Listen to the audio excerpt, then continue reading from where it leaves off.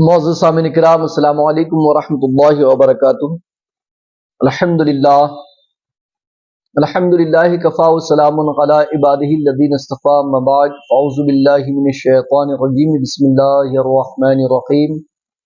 یسألونک عن الساعۃ ایان مرساها فیم انت من ذکراها الی ربک منتہاها انما انت منذر من یخشاها کأنہم یوم یرونها لم یلبثوا الا عشیۃ او ضحاها۔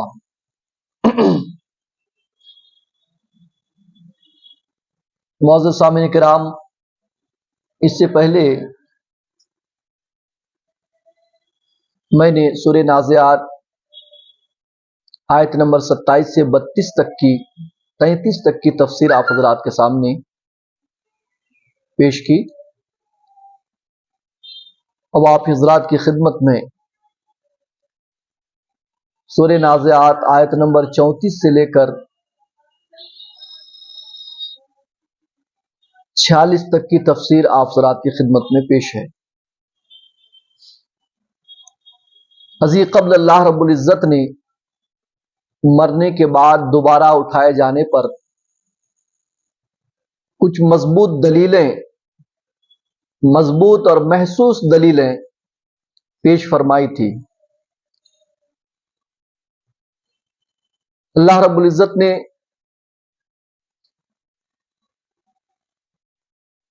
اپنے محبوب صلی اللہ تعالی وسلم سے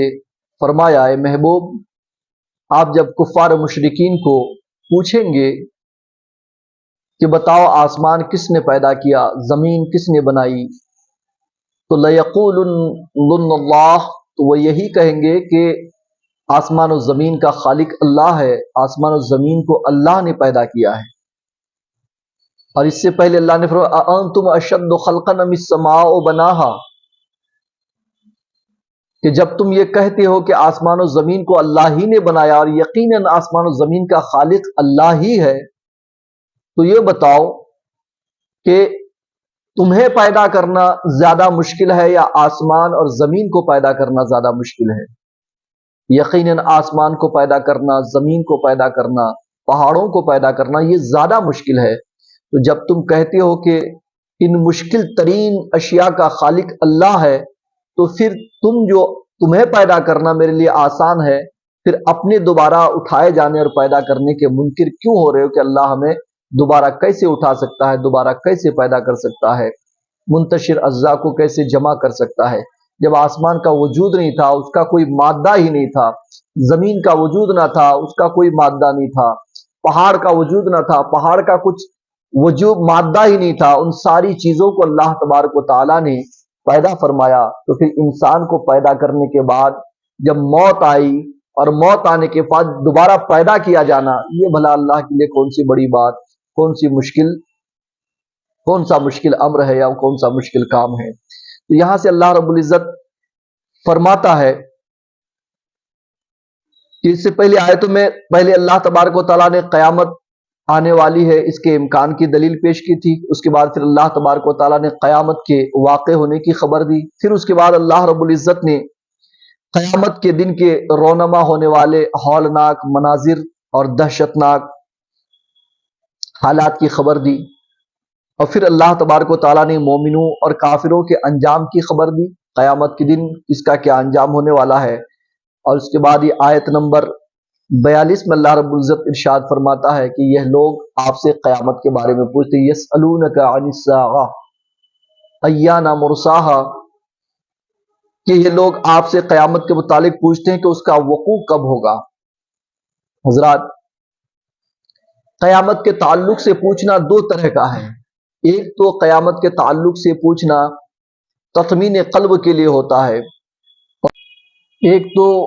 یہ ہے کہ قیامت کے تعلق سے تطمین قلب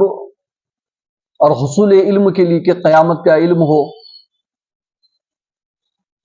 قیامت کے تعلق سے معلومات حاصل ہو تاکہ اس سے ہم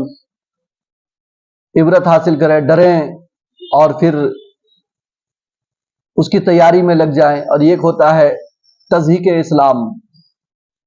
سرکار دو عالم صلی اللہ علیہ وسلم کو پریشان کرنے کے لیے فضول باتوں میں الجھانے اور آپ کو ٹینشن دینے کے لیے۔ تو یہ کفار و مشرکین جو قیامت کے تعلق سے پوچھتے تھے، کیونکہ سرکار نے کئی بار قیامت کے تعلق سے ان لوگوں کو آگاہ کیا تھا کہ تمہارے مرنے کے بعد تمہیں اٹھایا جائے گا، قیامت کے دن تمہاری حاضری ہوگی، میدان حشر میں سوال و جواب ہوگا، سارے اعمال پیش کیے جائیں گے، نیکی اور بدی تولنے کے لیے میزان عمل قائم کیا جائے گا۔ تو وہ لوگ مذاق اڑانے کے لیے پوچھتے تھے متی ھذا الوعد، یہ قیامت جو قیامت کا آپ نے وعدہ کیا ہے یا آپ کے رب نے وعدہ کیا کب آنے والی ہے؟ وہ جلدی مچاتے تھے، اگر آنے والی ہے تو پھر آج ہی آ جائے، آج ہی دکھا دیجئے قیامت، جلدی لے کر کے آئیے قیامت جس کے بارے میں آپ بار بار کہتے ہیں۔ اسی کو سورہ شورى آیت نمبر 18 میں اللہ رب العزت نے یوں بیان فرمایا ہے کہ یستعجل بها الذین لا یؤمنون بها، کہ قیامت کے وقوع کی جلدی ان لوگوں کو ہے جو قیامت پر ایمان نہیں لاتے ہیں، یعنی یہ جلدی مچاتے تھے، آپ کو پریشان کرتے تھے بار بار قیامت کے تعلق سے پوچھ پوچھ کر کے۔ اور یہ وہ وقت تھا جب اللہ تبارک و تعالیٰ نے اپنے محبوب صلی اللہ علیہ وسلم کو علم قیامت نہیں عطا فرمایا تھا، چنانچہ اللہ رب العزت نے اپنے محبوب سے فرمایا کہ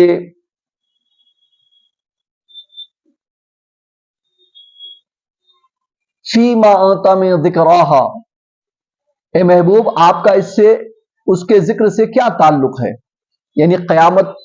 کب واقع ہونے والی ہے، کس دن واقع ہونے والی ہے، کس مہینے میں واقع ہونے والی ہے، اس سے آپ کو کیا کام؟ آپ کہہ دیجئے کہ اس سے مجھے کیا لینا ہے، رب نے فرما دیا قیامت قائم ہوگی تو قائم ہوگی۔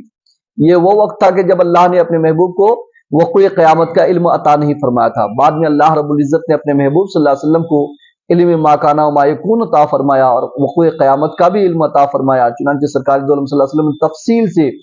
بہت ساری چیزیں بیان فرمائی۔ حضرت عمر رضی اللہ تعالیٰ عنہ فرماتے قام فینا رسول اللہ صلی اللہ علیہ وسلم مقاما فاخبرنا عن بدء الخلق حتى اہل الجنت منازلہم و اہل النار منازلہم حفظ ذالک من حفظ و نسی من نسی، کہ سرکار دو عالم صلی اللہ علیہ وسلم نے ایک روز ہمارے مابین کھڑے ہوئے اور پھر دنیا پیدا ہونے سے لے کر کے قیامت قائم ہونے تک ایک ایک چیز کی سرکار نے خبر دے دی، یہاں تک کہ جنتی کے جنت میں جانے تک اور جہنمیوں کے جہنم میں جانے تک ساری چیزیں سرکار نے ڈیٹیل سے بیان فرمایا۔ تو اللہ رب العزت نے جب اپنے محبوب کو قیامت کا علم عطا فرمایا، اس سے پہلے کہ یہ سوالات ہیں کفار و مشرکین کے، سرکار سے بار بار پوچھا کہ قیامت کب قائم ہوگی تو کیسے قائم ہوگی، اس کی نوعیت کیا ہوگی، اور بعد میں سرکار کو جب یہ علم عطا ہوا تو سرکار دو عالم صلی اللہ علیہ وسلم نے تفصیل سے اس چیز کو بیان فرما دیا کہ قیامت جب قریب ہوگی تو قیامت قرب قیامت میں سال مثل مہینے کے گزرے گا، مہینہ مثل ہفتے کے گزرے گا، ہفتہ مثل دن کے گزرے گا، دن مثل گھنٹے کے گزرے گا۔ اس طریقے سے سرکار نے بہت ساری باتیں اور بھی بیان فرمائی، مثال کے طور پر جیسے عریانیت کا عام ہو جانا، بے حیائی عام ہو جانا، یہ قیامت کی نشانیوں میں سے ہے، اولاد کا اپنے والدین کا نافرمان ہو جانا یہ قیامت کی نشانیوں میں سے ہے، اور برائیاں کھلم کھلا ہونا یہ قیامت کی نشانیوں میں سے ہے۔ بہت ساری نشانیاں سرکار نے بیان فرمائی، اور یہاں پر اللہ تبارک و تعالیٰ نے اپنے محبوب صلی اللہ علیہ وسلم کو فرمایا کہ اے محبوب آپ ان لوگوں سے کہہ دیجئے کہ اس کے ذکر سے میرا کیا تعلق ہے، انما انت منذر الی ربک منتہاہا،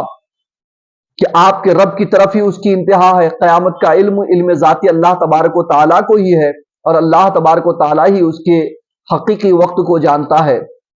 اس کے ذکر سے میرا کیا کام۔